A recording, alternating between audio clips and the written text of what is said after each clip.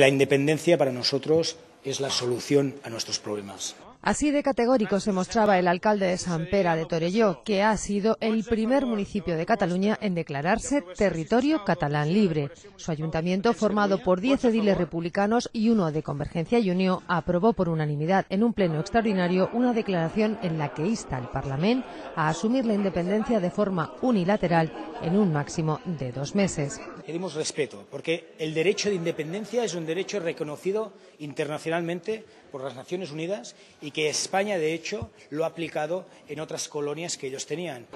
Y justifica este gesto político por lo que define como emergencia nacional. Asegura que sus vecinos viven una grave situación social y económica a consecuencia de su pertenencia a España. Desde su nueva condición, la localidad declara día laborable el 12 de octubre. El día 12 d'octubre com a dia laborable. Anuncio que ha recibido la aclamación popular.